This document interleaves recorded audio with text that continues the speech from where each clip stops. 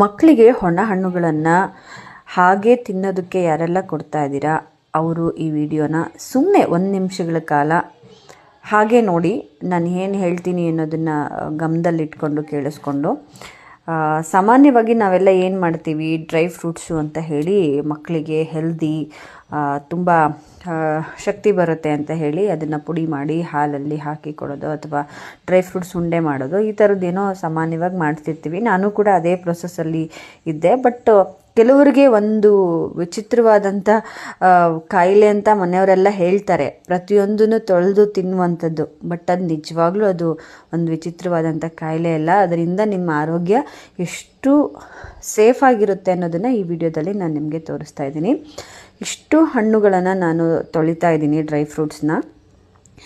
ಎಷ್ಟು ಅದರ ಮೇಲೆ ಡಸ್ಟು ಧೂಳಿರುತ್ತೆ ಅಂತ ಹೇಳಿದ್ರೆ ನಿಜವಾಗ್ಲೂ ನಿಮ್ಗೆ ಇಮ್ಯಾಜಿನೇಷನ್ ಮಾಡ್ಕೊಳ್ಳೋದಕ್ಕೆ ಸಾಧ್ಯನೇ ಇಲ್ಲ. ಅಷ್ಟು ಧೂಳು ಅದರೊಳಗಡೆ ಇರುತ್ತೆ.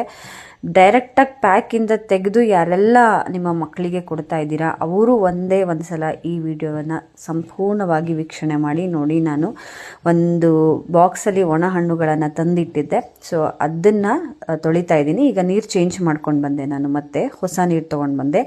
ಆಲ್ರೆಡಿ ಹಳೆ ನೀರಲ್ಲಿ ಒಂದಷ್ಟು ರಾಶಿ ಧೂಳಿತ್ತು, ಮತ್ತೆ ಇವಾಗ ನೀರು ಚೇಂಜ್ ಮಾಡ್ಕೊಂಬಂದೆ. ಈಗ ನಾನು ಮತ್ತೆ ಡ್ರೈ ಫ್ರೂಟ್ಸನ್ನು ಹಾಕಿದ್ದೀನಿ, ಅದರಲ್ಲೂ ಕೂಡ ಎಷ್ಟೊಂದು ಕೊಳೆ ಇದೆ.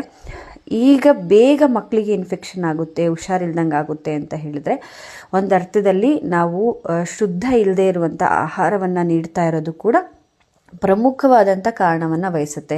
ಎಷ್ಟೋ ಜನ ಮಕ್ಕಳಿಗೆ ಅಲರ್ಜಿ ಆಗುತ್ತೆ, ಕೆಮ್ಮು, ನೆಗಡಿ, ಶೀತ ಬೇಗ ಆಗೋಗ್ಬಿಡುತ್ತೆ. ಸೊ ಚೆನ್ನಾಗೇ ಇರ್ತಾರೆ, ಚೆನ್ನಾಗೇ ಮಾತಾಡ್ತಿರ್ತಾರೆ, ಒಳ್ಳೆ ಊಟ ತಿಂದಿರ್ತಾರೆ, ಹೊರಗಡೆ ಎಲ್ಲೂ ಕರ್ಕೊಂಡು ಹೋಗಿರಲ್ಲ, ಆದರೂ ಕೂಡ ಇದ್ಕಿದಂಗೆ ಕೆಮ್ಮೋದಕ್ಕೆ ಶುರು ಮಾಡ್ತಾರೆ. ಸೊ ಗಂಟ್ಲು ನೋವಾಗ್ತಿರುತ್ತೆ, ಏನೋ ಒಂಥರ ಕಿರಿಕಿರಿ, ಅವ್ರಿಗೆ ಊಟ ಮಾಡೋಕ್ಕಾಗ್ತಿರಲ್ಲ. ಈ ಥರದ್ದೇನಾದರೂ ಸಮಸ್ಯೆಗಳು ನಿಮ್ಮ ಮನೆಯಲ್ಲೂ ನಿಮ್ಮ ಮಕ್ಕಳಿಗೂ ಕಂಡು ಬಂದಿದ್ರೆ ದಯವಿಟ್ಟು ಈ ವಿಡಿಯೋದಲ್ಲಿ ಇರುವಂಥ ಈ ನೀರಲ್ಲಿ ಇರುವಂಥ ಸ್ವಲ್ಪ ಧೂಳನ್ನು ಗಮನಿಸಿ. ಸೊ ಮತ್ತು ಇದಕ್ಕೇನು ಸೊಲ್ಯೂಷನ್ ಅಂತ ನೀವು ಕೇಳೋದಾದರೆ, ಹಣ್ಣುಗಳನ್ನು ಈ ಥರ ಚೆನ್ನಾಗಿ ತೊಳೆದ್ಬಿಟ್ಟು ಮನೆ ಮುಂದೆ ಒಂದು 5 ನಿಮಿಷಗಳ ಕಾಲ ಬೇರೆ ಬೇರೆ ಇಟ್ಬಿಟ್ಟು, ಬಿಸಿಲು ಎಲ್ಲಿ ಬರುತ್ತೋ ಅಲ್ಲಿ ಇಟ್ಬಿಟ್ಟು ಅದ್ರ ಮೇಲೆ ಒಂದು ತೆಳುವಾದಂಥ ಬಟ್ಟೆಯನ್ನು, ಕಾಟನ್ ಬಟ್ಟೆಯನ್ನು ಹಾಕಿ ಚೆನ್ನಾಗಿ ಒಣಗಿಸಿ ಒಂದು ಡಬ್ಬಿಗೆ ಹಾಕಿಟ್ಕೊಳ್ಳಿ. ಆವಾಗ ನಿಮಗೆ ಆ ಥರದ್ದು ಯಾವುದೇ ರೀತಿಯಾದಂಥ ಪ್ರಾಬ್ಲಮ್ಸ್ ಬರೋದಿಲ್ಲ. ಸೊ ನನ್ನ ಒಂದು ಜನರಲ್ ನಾಲೆಡ್ಜ್ನ ಶೇರ್ ಮಾಡಬೇಕು ಅಂತ ಅನ್ನಿಸ್ತು. ಸೊ ನನಗೂ ಮಗ ಇರೋದ್ರಿಂದ ಇದು ತುಂಬಾ ಸೆನ್ಸಿಟಿವ್ ವಿಷಯ ಮಕ್ಕಳಲ್ಲಿ ಅಂತ ಅನ್ನಿಸ್ತು, ಶೇರ್ ಮಾಡಿದ್ದೀನಿ. ನೀವು ಕೂಡ ಶೇರ್ ಮಾಡಿ. Thank you so much.